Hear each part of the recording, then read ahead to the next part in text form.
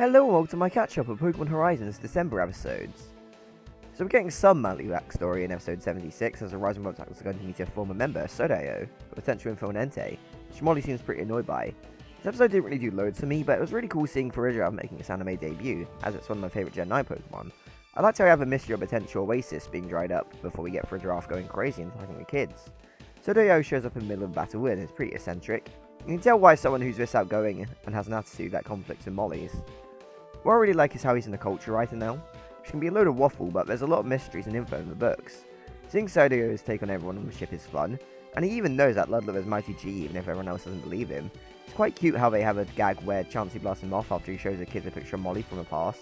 That felt like a nice reference, so why not? Obviously like Jesse's Wobbuffet. You get a hint of expertise here as he hears a horde of Farigiraf and no one believes him, but it was true, and Esperanza joins the fight, leading to Dot and Freed realizing they're on Farigiraf's turf, and they're in a turf war by the Oasis, with powerful psychic moves colliding. Molly shows up and saves the day of Chansey. Dot realizes the Oasis is blocked and gets Rockalola to block it, filling up and ending the fight. The kids finally ask about Entei and get pointed to Olivine. Freed and Molly realize he's telling the truth as the way Why Not responded, indicating that yeah, he is. We learned that Molly had beef with him, as he'd feed her information about was wrong or teasing all the time, or just gave her information that wasn't 100% true. I feel like I wish we had more of Molly's, past here, but that made the episode a bit more engaging. It's certainly an enjoyable episode, but it feels like a lot more standard and not really anything special. But moving on to episode 77, we're in Olivine City. The kids make a quick connection between the city's name and the airship's name. The whole episode is about Ludlow and another character they meet learning to move on with times, and accept that things can change and still be great. Ludlow takes him around the town, pointing out places that he used to go, but have now been replaced or closed or whatever. But it's still his hometown, you know. Of course they're looking for information on Entei as well, and find it hard to get that information. But on the beach he meets an older guy working in a shop, until he runs inside and starts watching a movie. As he watches, Ludlow sits and watches him as they both quote the movie line for line, when a Sharpedo attacks. These movies are about a hero called Ginjiro, and this guy is a huge fan of. The actor of Ginjiro was from Olivine, and it is quite clearly Ludlow. I really love the silly jokes they make about the sequels for the vs Sharpedo series. Like, we've got a love story, just throw a Sharpedo in it. Baseball movie, throw a Sharpedo in it. It's a really fun gag. Roy notices that Ginjiro looks a lot like Mighty G and tries to convince this guy, Mamoru, which is his name by the way, that Mighty G is Ginjiro. And Mamoru struggles to accept that Ginjiro could even get old. It's not like it's crazy messy or anything, but I think it's a nice idea to teach kids that change is okay. Still, Mamoru takes him to the Woe Islands where Ginjiro had filmed as a treat. But Tatsugiri on the Brave Asagi stole one of Murdoch's dishes, and they've ended up in the ocean, eventually getting caught in a whirlpool. Mamoru's Wooper tries to be brave and save Tatsugiri, obviously inspired Ginjiro's legend as well, but it's not quite strong enough even if it is brave for doing so. Mamoru begs Ludlow to save Wooper as Ludlow is trying to escape to transform into Mighty G. Luckily, Quagsire swimming to the islands distracts Mamoru, letting Ludlow get set as he and Sharpedo come in. Also using Quagsire, so it's a nice little display of Ludlow and his Pokemon. Seeing Mighty G in action helps Mamoru realise and come to terms with that, yes, Mighty G is Ginjiro. And it's a little bit as well, I appreciate that Mamoru at first, but more focused on Wooper being safe and his hero being there. Yeah, it's time to fanboy after, but Wooper's his partner Pokemon, and that feels important. It teaches Mamoru an important lesson about not being narrow-minded, and the time spent with him is worthwhile as he's actually heard something about Entei from his customers, as there's an archipelago it was spotted that he points him to. I enjoyed this one a lot more than I thought I would. It has a good message about not clinging to a past, and of course points us in the right direction of Entei.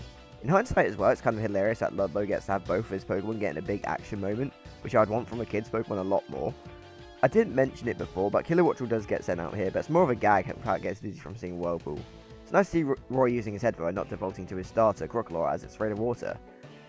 Though, let's be honest, the best part of the episode was the first Sharpedo movie gag. And on to episode 78, we get some of that cool Rising Volt tactics strategizing about how they'll see Entei after corroborating some witness reports, and head off to a volcanic island, which is an incredibly cool setting for a battle, with Liko and Dot noticing that there are no Pokemon on the first island they land on. I like how Freed deduces they're not on the right one by a rock. A beach Huntail that they help out puts them on edge too, as a Pokemon that usually lives deep in the ocean being on shore is different. What caused that? Freed gets an idea as they see a dark patch of ocean as they're flying along. Dot and Freed realise it's a submerged volcano, and they take shifts to wait for Entei, and in the dead of night a roar echoes and the water Pokemon swim away, but Brave Asagi veers away as the volcano erupts, and they prepare to land. The volcano looks so damn cool in the dead of night. gives us such a striking visual as the kids are ready to battle. A flame darts to the top of the pillar. It's Entei, and Roy lures that out to it, who gets roared back. Entei doesn't want to listen to reason, so he starts to challenge it to a battle. They weigh their options with Quaxwell and Crocolore's moves, with Cap and Florigato being more on support. Cap's Thunder Punch was easily avoided, and with Cap having to dodge a Sacred Fire after Florigato distracts him with a Magical Leaf. Crocolore and Quaxwell fire off their attacks, which also get dodged, and Cap takes a Sacred Fire. Even the attacks that hit Entei don't really phase it. Roy gets Entei's attention to try and fire off a Stunking Tantrum, but Entei catches Crocolore in Extrasensory, trying to follow up with Sacred Fire. Cap, however, is a big legend and takes the attack, saving Crocolore even though he gets burned in the process. It's really harkened back to a Moltres battle for me, as Cap will literally die for this little gator. Entei fires off Eruption, which Quaxwell helps protect Florigato from. Cap still has the energy to go though and uses Volt Tackle with a sick look back to Crocolore, but Entei eats it up and Cap's Spirit gets Crocolore amped up. Crocolore goes all out with a Stomping Tantrum, and even though Crocolore gets caught in Extrasensory again, Roy's Shout is what powers Crocolore through it. And even though it's missing with Stomping Tantrum, the effects of missing power up the move, so when Crocolore eventually hits, it looks like we've done the first real bit of damage that's done the whole battle. Entei proceeds to be done with the match, acknowledging their strength, but when Terapagos goes up to see Entei, Liko makes an appeal about their goal to get to Rakua, but Entei doesn't respond. Terapagos and the other heroes aren't resonating with it, which means this has been a red herring. This Entei is not Lucius's. Raikou and Suicune soon arrive and join Entei. So yeah, Rising Volt Tackles might fail today, but we got to see an incredible sight with the legendaries and witness the birth of a new island. So there's some positives. In the meantime, Mephiyo is at Exceed and can't see the information on Raikurian because Gibeon's the only one with access. Spinel enters the office after Mephiyo leaves and says to Director Crave that his son is at a difficult age, which means that Mephiyo's father is Crave. Not a huge bombshell, as I don't think much changes, but it's nice to know the lineage. One last twist for the day is that Briar calls the Rising Volt Tacklers and says that Entei might have been spotted in Area 0. So Rising Volt Tacklers are heading to Paldea and will need to get Gita's approval to enter the Great Crater. So yeah, this was a nice one. Don't think the actual action of the episode was too much to write home about, but I really did enjoy seeing the teamwork on display. The real highlight for me here was seeing Cap and Crocolore have a bit of connection and seeing Crocolore getting inspired by him. As I said, it really reminds me of that Moltres battle. But here, you know, Crocolore can do a bit more than he could as a Fuecoco back then. I also really enjoy the subversion that Entei wasn't actually Lucius's. You know that he had an Entei, but potentially leading into an Area 0 arc with the potential of Entei transforming into a Gouging Fire is interesting. I don't think we've actually had an established Pokemon transform into a Paradox Pokemon before. All in all, I thought this was a really great episode. It really made Entei seem like a beast, and I thought the whole eerie quiet and few mysteries like why the island had no Pokemon or a deep sea Pokemon being beached is adding to attention.